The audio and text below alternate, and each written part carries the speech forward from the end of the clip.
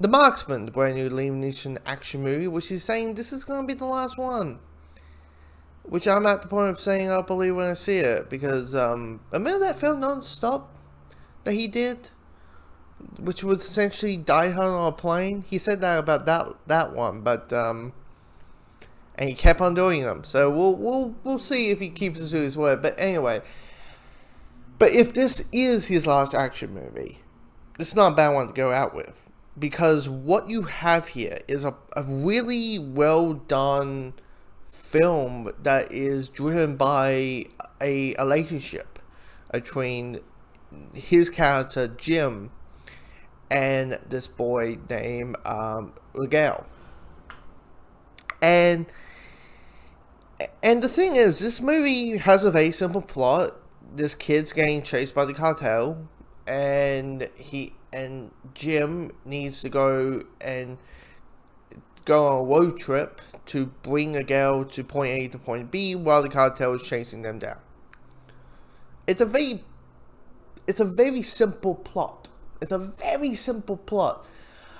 But what drivens with this movie is the relationship between the two characters and this bond that the two characters have.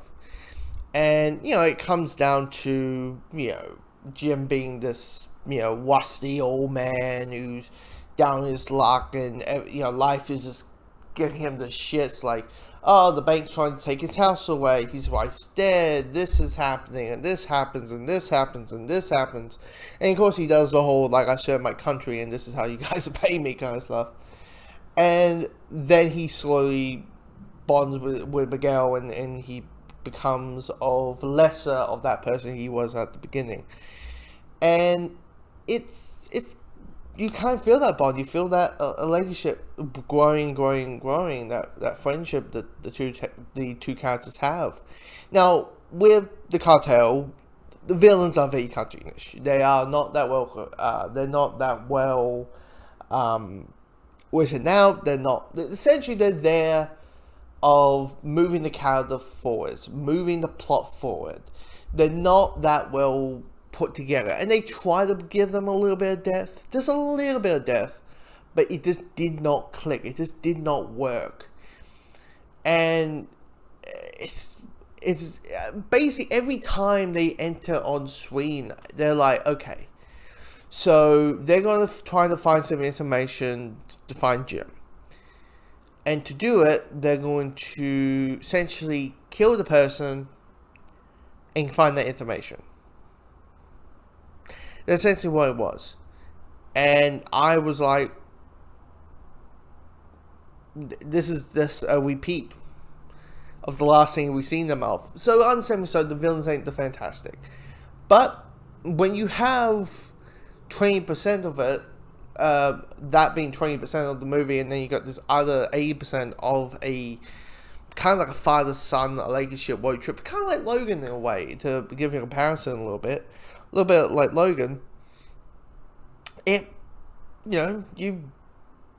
feel, you kind of do care about this movie a little bit. Now, when the year ends and we get more movies, hopefully, that we did last year, will I have this movie on my top 10 list? Probably not,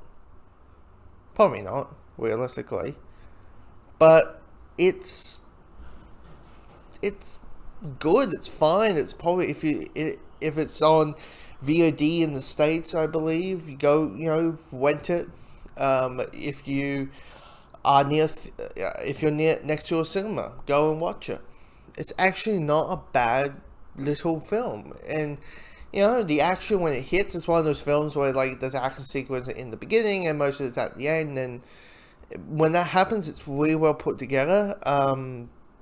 It's not the most fantastic, knowing that your lead actor's like in his 70s or something. So it's not, when it comes to fist fight, you're like, okay, it's not going to be the best choreographed action sequence that you have ever seen. It's not going to be no Daredevil or Atomic Blonde or John Wick level type action, but it's good. It's fine. So yeah, not a bad film. Not a bad film.